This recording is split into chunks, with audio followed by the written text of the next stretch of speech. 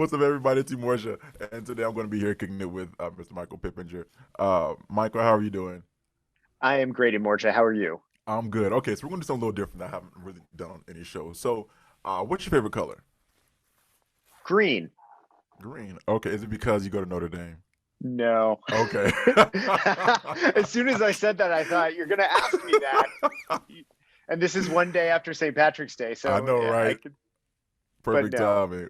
Um, Favorite food? Italian? Okay, okay. Now, can you cook it? Yes, I'm getting better. The pandemic Okay. has made me a better cook in a lot of ways. Listen, you're right about it because I've been testing all kinds of things from chicken marsala to I don't know, spinach stuff, salmon. So I'm just trying it all. I made a southern caramel cake the other day, buttermilk caramel cake, which was pretty Okay, good. So, but okay. it's hard when it's just your wife and yourself to eat a whole cake. So you I got to give it to know, neighbors and friends. I know, right? I totally get it. Yeah, just so something I want to just sort of try for a little bit because I know sometimes some of these episodes can be very serious, but all in all, I want to just sort of roll with the punches and sort of just keep it going. Good. So for those who are out there listening, so Mr. Michael, it's Pippinger, correct? It is Last, Pippenger. okay, I want to You make have sure I it said that right. correctly. Absolutely. So Mr. Michael Pippinger, he is part of the Notre Dame internationalization. That's correct. Right. Yeah. Notre Dame International is the team that I lead here on campus. That's right. Okay, okay. And so what? So we're going to sort of jump into it. So what do you do with that department? So my official title on campus is Vice President and Associate Provost for Internationalization. And so I am the senior officer at the university who thinks about Notre Dame's global strategy. Who are we in the world? Where are we in the world? And so my team here on campus works on study abroad, Hmm. works on integrating international students into Hmm. the community here on campus. We work with faculty on global research all around the world. We run our global gateway and center sites all over. And we really try to be that go to office to support students and faculty alike in helping them pursue their academic, personal, professional, international aspirations. So that's what Okay, we do. cool. And how many sites do we have across the globe? We have more than you might think. We have five large sites that we call global gateways. Okay. And these gateways are places where students can study abroad, where faculty can do research, where we hold events, where we are able to run all sorts of different programs. They're located in London, Rome, Jerusalem, Beijing, and Dublin. Okay. And then we have smaller sites where we also do a lot of really exciting work that we're trying to grow those presences. And they're located in Santiago, Chile, in Mexico, in Hong Kong, in Mumbai, in the west of Ireland, a place called Calmore Abbey, Okay. and in Sao Paulo, Brazil. Okay. All right. And it's funny because I know we went to the sacred music department, and we went to Italy a couple of years ago, a few years ago actually, and there was some Notre Dame location. Well, I guess it was a site. I don't know, or maybe a gateway. 'Cause I know JJ Wright, he did his work there. So I'm assuming the same thing that we would do on the main campus here in the states are the same opportunities that are available there, or is it a little bit different? No, it's a great question. It depends from site to site, but some things extend across the entire global network that Notre Dame has. In all of those places, students can study abroad. In all of those places, students can do research. In all of those places, student organizations can come to do work, whether that's service learning or in the case that you mentioned, we've hosted musical groups to do tours through a certain country. We've done that in Italy, we've done that in China. Yeah. Um, it's also a place where alumni gather. It's a place where we work to recruit undergraduate and graduate students. So we do admissions events and yield events. We do pre-departure orientation. So to your question, yes, most things that we do on campus, we can do at those global sites. Okay. Cool. And so out of that, like how many students of color usually are coming from, or I guess are able to go to those, or have gone to those rather? So that's a great question. We are, in any given year, actually, let me take a step back and give you the whole picture and then Okay. narrow it down. So people may not know who are listening or watching, as the case may be. Yeah. Uh, People may not know that uh, Notre Dame ranks in the top 10 of all US universities in the percentage of students that study abroad. And that's for either a semester, a year, or for a summer session. And our percentage of undergraduates is at about 70%, which is terrific and Okay. fantastic. So that's translates roughly to about 950 students in a given year, Huh. right? Okay. So who are studying abroad. The numbers for students of color are pretty low in that group. And that was one of the things that I think got us to start talking Yeah. to one another, Exactly. right? This question of how can we as an institution encourage more students of color, and in particular, um, Black and African American I students was to just about to say study. that because sometimes people just Ex- say students of color, and their thing is it captures everybody, and which it does, but we're speaking specifically to African Americans. So yeah. we are. So we're speaking today specifically about Blacks and African Americans, and the numbers are small, and that's why I'm hoping that having this conversation with you Yeah. can start to change that. Change those numbers. So out of those 950 students, the answer is 24 in the academic year 2019-20. That's Really? very small, Oh right? wow. Very small. And that's of concern to me. And that's, Okay. we're trying to work as an organization here at NDI to change that trend. Yeah. Actually, I've been at Notre Dame for 4.5 years, Okay. and we have seen the numbers of African American and Black students go up. Hmm. That 24 is a high number compared to what it has been in I the believe it. past. Yeah. And exactly, we're both, in case you're not watching and you're only listening, we're both shaking our heads and we're sort of closing our eyes Yeah. because we want to see that number change. And so I'm assuming the majority of those students are white. The majority of the students are white. That Oh, is okay. correct. What are Yeah. so? What are some reasons as to why you think most black students would not take that opportunity? Because in all honesty, I know very few. I probably only know two people. I know for sure.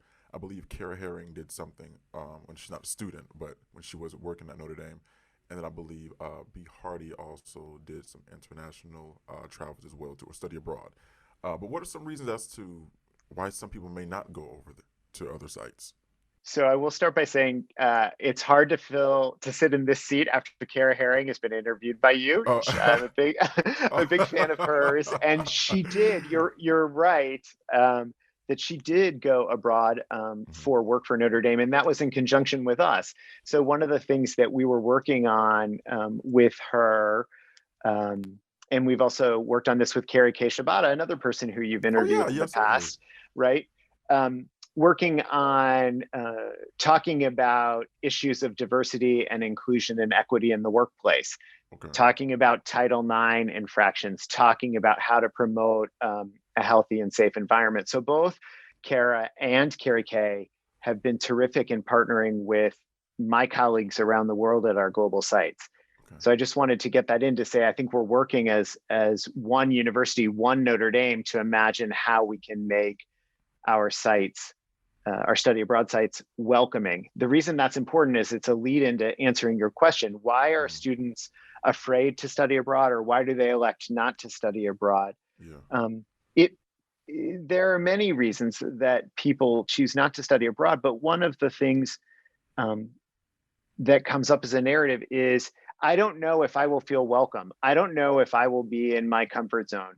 Will I be able to be immersed in this community? I've Mhm. worked really hard to get to a level of comfort at Notre Dame. And Yeah. so the last thing I want to do is I'm working on becoming comfortable and finding my community and finding Yeah. my people at Notre Dame is to suddenly yank myself out of that and go halfway around the world, right? Mm. I think another question people often have, sorry, not a question that people have, But I think one of the things that happens is that people self-select out. They assume that study abroad isn't right for them, right? Yeah. So it might be, well, I don't know if they'll have the same services there. I don't know. What if I'm the only person of color who's studying abroad, Yeah. right? What if I'm the only Black person on my program? Oh, What certainly, does and that that's look like? common. Right. It is Yeah. common, actually. And I've worked with students and talked to students who have had that experience to learn from them about um, what what preparation they should have had that they didn't have, Mm. to talk to them also about how do we get more of their peers to study abroad so that it's not one student, because we know that Yeah. if there's one Black student in the classroom, then they'll be expected by white students to explain civil Yeah. rights, to explain, right? We Exactly. have to make sure that we don't do that. So we've talked to those students who have had those experiences, and we've started to make all sorts of shifts in how we prepare students to study abroad. Mm.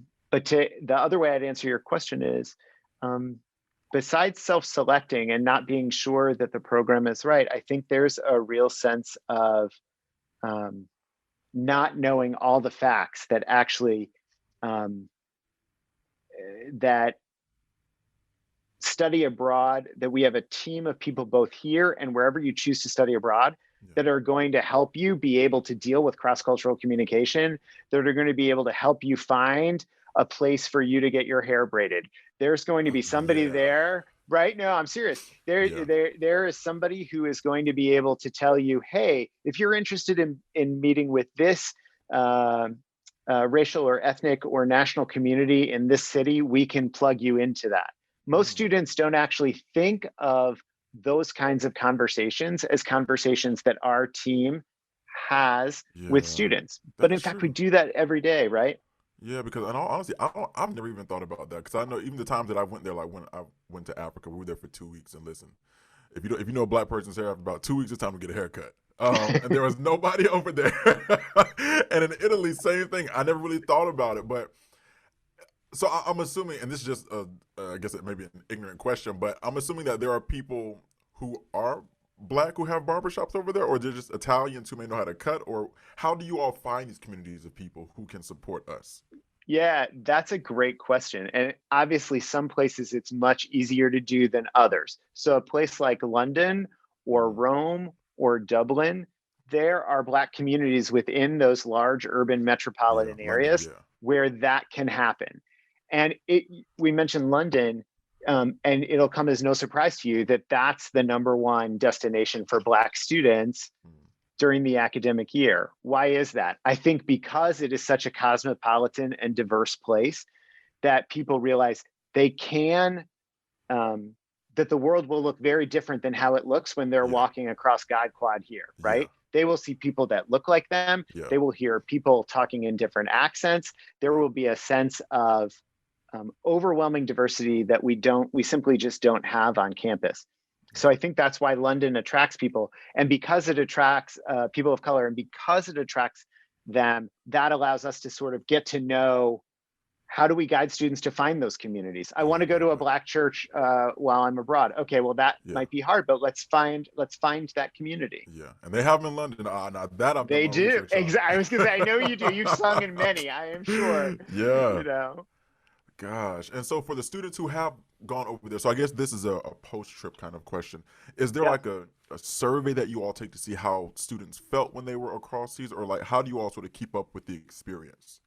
Yeah, that's an excellent question. And we've worked hard to up our game in that respect over the past several years. So, couple of ways. I'll work at the end and then go back to the beginning. Okay. We do a number of assessments. We have students fill out surveys about their experiences abroad, and those are uh, objective questions, but then there are also answers that are open ended for people to talk about their experience. And one of the things we're measuring in a student's study abroad experience is their cross cultural competency. How has being abroad made you become more fluent in dealing with cross cultural situations? And oftentimes, in those kinds of questions and in the longer answers that people give, we're able to track what are the trends.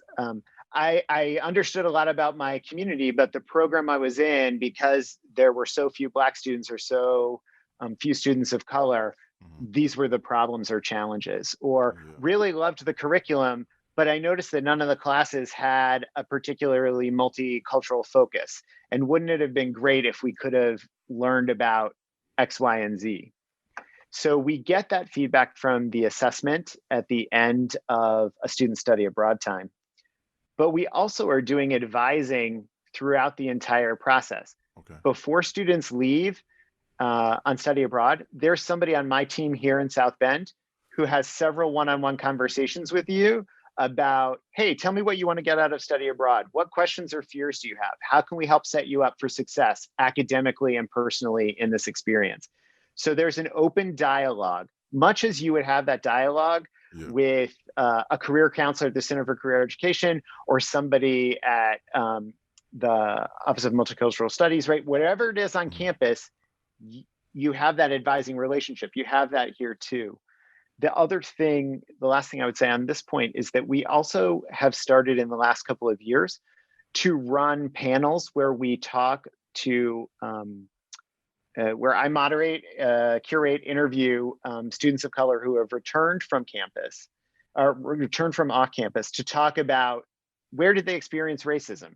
Where Hmm. did they experience levels of discomfort? Where did they feel the program didn't support them? Yeah. Where do they feel we fell short in advising? What are the things they wish they could tell their younger self about Yeah. study abroad that Yeah. now they want to know? So we're very open about this to keep improving both the services we give to Black students and to all students of color and to all students writ large, Yeah. but also to understand what are the unique things that we are providing as advising services or understanding about where a student's coming from based on their identity or their ethnicity or Oh, race. gotcha. And so you mentioned something about how they wish that they could have gotten something out of a class, per se, or an experience while they were there. Are the professors who are over there, are they mainly are they predominantly white professors, or are they Black professors? And then also, I guess a two-part question. Recently, with the whole Juneteenth thing that we had here on campus, the Juneteenth rally, Yep. they were saying how the professors here would have to have to take a specific training. I can't remember the exact verbiage, but something that allows them to understand, certain communities like Black communities, maybe even the Asian communities. I don't know, but there's going to take a training to help boost their awareness of the communities on campus. Is there the same demand on those professors at the other sites? Yeah, that's a great question. So the professors who are teaching at our global gateway sites and our center sites are a mix of local professors and Notre Dame professors that are teaching and living abroad for a semester or a year. And then the third leg of that proverbial stool is that we also have students who are directly enrolling in local universities. And so their faculty members are all from that university on site. So Trinity College Dublin or um, Hong Kong University in Hong Kong, right? So in terms of what is that racial or ethnic makeup of the faculty abroad, it depends on which one of those programs, kinds of configurations of their programs Gotcha. they're doing. It it varies from place to place as well. So I'll use Jerusalem as an interesting example I because want it's to a go there place. so bad. You are most welcome. We would love to have Yeah. you come. And everybody who's listening to this podcast right now, Jerusalem is a program that fits for everyone. It is Yeah. such an amazing place, Yeah. and it challenges you in so many different ways, and it's sensory overload. To this Yes. question about race and ethnicity in Jerusalem, right? There are all sorts of complicated questions in Israel and Palestine. And Jerusalem is sitting right on the border Okay. between those places and is Yeah. a contested space, right? I can see that. But there, the question might be not are you Black or white or biracial or triracial? It might be are you Palestinian? Are you Israeli? Well, what does that mean if you're an Israeli who is from, and you also happen to be an Ethiopian Jew. Mm. What does it mean if you're a Palestinian, but you're a devout Catholic, Yeah. right? There are all these different or different ways, excuse me, where in that place, people's notions of identity and ethnicity and what it means to be a multiracial society are really challenged, and it's in your face, right? Yeah. That is something that I think our Black students should hear coming out of this podcast, is that we offer the chance for students to go to really remarkable places where you can find communities and immerse yourself in communities where people talk about race in a different way. So, Yeah. you were saying earlier you've been to sub-Saharan Africa, right? Yeah. Yeah. I went Where to have you been? we Tell went to everyone where you've been. I went to Cape Town when I was an undergrad, and then when I was here at Notre Dame a couple of years ago with the folk choir, we went to Kenya, went to Uganda, and they went on to Tanzania, but had to come back. So yeah, so we went to. I've been to a couple of places in Africa. So you and I both know, since we both traveled to Africa. I've not been to Yeah. South Africa, but I have been to Oh Uganda. I've been to man. Kenya, right? Yeah. Those countries are radically different and people are Yes. radically different. Yes. And you being a Black American, Mm, to them, depending on where you are, mm. they'll see Black America in a different way, or they will, Exactly. right? And Yeah. people don't know that. Our students may not know that, but that might be a phenomenal place for you to study Yeah. abroad. Since I've arrived, we've worked to develop some new study abroad options and double down on some existing options. So students who wanted to go to Africa, let's say, and think about these issues of race, you could go to Ghana, you could go Yeah. to Senegal, you can now go to South Africa. You can hopefully in the very near future go to Kenya, right? Yes. Radically different places, radically different notions of community and identity, all Exactly. sub-Saharan Africa. Yeah. But again, you can find what you want out of the experience to be immersed in these questions that we're talking about, identity and race, or Exactly. not. Exactly. Very true. Oh my gosh, very true. What are some things that you would like for people to take away from the experience of studying abroad? Mm. I would hope that people come out of the experience radically transformed. Yeah. I hope that a student who studies abroad becomes more confident. They have a better understanding of who they are. Okay. I hope they come out of the experience with a new set of knowledge. They've taken classes that they might not have been able to take here on campus that open up a whole new world to them, that they come away with a learning about a new country and its cultures, right? That that wherever they're studying is a multiracial and multi-ethnic place, and that makes them appreciate that place more. But Hmm. then also that they come back home to Notre Dame and to whatever their home community is, and that international experience, that global experience, transforms them to be a better global citizen here. Mm. I'm more apt to talk about global issues. I'm more apt to become an ally in this fight. I'm more apt to Hmm. want to learn more and build upon that curriculum and the rest of my time at Notre Dame, right? It's Yeah. not something that's just a junket or time away. It's something that you carry with you and continue to carry with you. Oh, certainly, certainly. And just for those who are listening and watching, what can freshmen go, sophomores, juniors, or seniors? Like, what level do you have to be? Yeah, usually it's sophomores and juniors, and it really Okay. depends on what your major is and which college and school you're from. We do occasionally have some seniors who study abroad, but not many. And first year students normally do not. Although we have a lot of pre-college programs where students entering in might very well study abroad right before they come. Another thing that people should know, and I really appreciate you asking the question, because even things like that, people maybe don't ask and they don't look Yeah. on the website, and then they Yeah. just decide it's probably not for me because it's maybe not my year, right? Yeah. Well, Yeah. in fact, let's tell you all the different ways you can go. I would say a couple of other things. We often talk about study abroad as being for credit, but there are also other ways you can engage our office. I mentioned global research. We can Mhm. put you in touch with faculty members who might be doing a global project where they need a research assistant, and we can help support that. People often ask, another question they ask is, does it cost more? Is it, do I have to pay out of pocket? For the academic year, your financial aid package, if you're on financial aid, is adjusted to accommodate the costs of that attending that program. So money should in no way be an issue. Anybody who wants to study abroad during the academic year, Mm-hmm. you should be able to do that. Cool. Summer, right now, you have to pay to be on those programs, but my colleagues and I have worked hard to raise funds so that we now have scholarship money available for Nice. students to do summer study abroad. So let's say you're on an athletic team and maybe the only time you can study abroad is in the summer. Okay, well, there's an option for you. Let's say you're somebody in student government or you're a leader in your club and you just don't feel you can be away for a whole year. We've got summer study abroad and we've got scholarships available for that. Nice.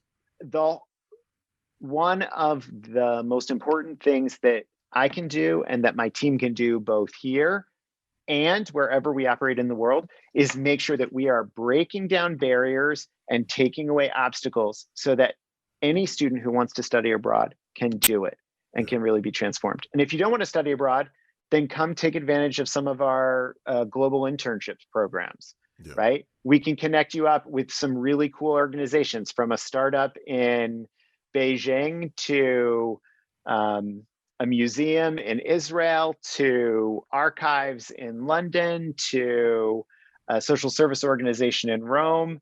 You name it, and we'll help you find it. And if we don't have it, then we're going to go out of our way to create something for you so we can make it happen. Yeah. That's cool. That's cool. I know he said you don't have to study abroad, but I'm going to tell you, study abroad. Like even for the I couple of appreciate weeks, that. Thank you. yeah, just even like for the couple of weeks that I went, I traveled there with people. There's one time recently where I actually met them there. I was so afraid. I'm like, I don't know what I'm doing. I don't know how I'm going to make this. They might even just like kidnap me, and I'm going to be here forever. I didn't know, but the thing is, I almost let fear paralyze me. And sometimes students, because we don't, I'll just speak for Black students. There are not many Black students from certain communities who are afforded these opportunities. And so whenever they hear about going to other countries, sometimes there are stories that have already been told that you may not be welcome there, or I don't have enough money to go there. And so sometimes we'll stick with that and we'll stay in the States. But if you have an opportunity to go experience something that you probably could not experience on your own, take the opportunity because you can learn so much. Don't let fear keep you paralyzed and stay in a position of comfort, especially if you have the opportunity to grow and be better as a student, but also as a human. So yes, take advantage of it and just go. Yeah. Yeah, I really appreciate that honesty, Emorja, and it's it's absolutely true. People hear a story about something that a friend told them, that they knew someone in another residence hall three Yep. years ago who had this experience, Yep. and we give that anecdote or story much more credence and power than we should, Yeah. right? And that allows us to keep to the fear or keep to the assumption that it's not for me, Yeah. right? We're talking about sub-Saharan Africa. Chimamanda Adichie, everybody who's listening to the podcast should read her. She's a fantastic Nigerian British author. And Okay, hold on. Spell that she, for us because I don't yeah, know oh how to my spell gosh, this is like a spelling bee. The pressure's on. Chimamanda, Chimamanda. Okay. Middle name Ngozi, Ngozi. Last name Okay. Adichie, Adichie. And if you mess it up, I'm sure Google will help you out. Google will help you out, but she is phenomenal. I've taught her in classes, literature classes that I've taught Oh, on campus. She's a great author, but the reason I cool. bring her up, and it gets back to our point, is that she, her novels, especially the novel Americana, really challenges all of us to think about what it means to be Black in America. What does it mean to be Black in Britain? And what does it mean to be Black in Africa? Especially if in Africa, in her case, Nigeria, you've never thought of yourself as Black. You've simply thought of yourself as Nigerian or as yourself, right? Yeah. The book is really fascinating, but to get to know her, she has a phenomenal TED Talk, which is like 20 minutes long, tops. and it's called The Danger of a Single Story. And she talks Mm, about the ways in which we hear a I like that. story or we adhere to the notion that people can only be one way, Yeah. or that somebody else's experience has to be my experience because Yep. they've already said it. Yep. And she reminds us very powerfully not to trust a single story. Let's Yeah. hear all the different stories. And that's a great metaphor for study abroad, right? And it's a great metaphor to be free of the fear, right? There are Yeah. multiple stories out there. There are multiple stories for me to listen to. There are multiple stories for me to observe. Yeah. And there are multiple stories for me to write for myself Yeah. about myself. Yeah. Like, that's the most empowering Yeah. thing that your education should do. And you're going to be able to answer those questions about yourself or see the challenges you're facing as a Black student at Notre Dame in a different way Yeah. by having been abroad. I Very true. can't. I would bet the ranch on that. Yeah. I agree. I agree. Mr. Pippenger, I appreciate you so much for this. How can they find you? They can find me and my whole team. We would love to see as many Black students as possible, as many students of color, and just the more people who want to study abroad, the better. We're located in the main building in 100 and 105. Okay. You can also find me online at MPIPPENG at nd.edu. You can Google me on the directory. And to learn about all these great programs and opportunities, to hear more about being an international student and thinking how you can plug in with international students, it's all at international.nd.edu. Okay. Sounds good. And last question. What's your favorite song? Oh my gosh. That is really that's a stressful question. Uh, I really love Atlantic City by Bruce Springsteen because I grew up in New Jersey. So I'll go with that because Okay. it's the first thing that came to mind. But I also am a big fan of Jolene by Dolly Parton. I think Jolene, that's Jolene. superb. Yeah, I remember that one. And I'll give you one more. The song at my wedding. Is this too emotional? Is it too personal? Yeah, I you're don't know. fine. The song at our wedding was "At Last" by Etta Uh, James. That was the first song we danced to. Do you want to sing it for us? You could sing us no, out. no, You could sing us out, you're not about to Emorja. get me now. I really appreciate you giving me the opportunity to talk. So thank you. I And appreciate you. we hope to see everyone who's listening to this podcast come into the office. Yeah. All right, you all, you've heard it from us, and I hope you all have a good day. Talk to you all soon. Cool.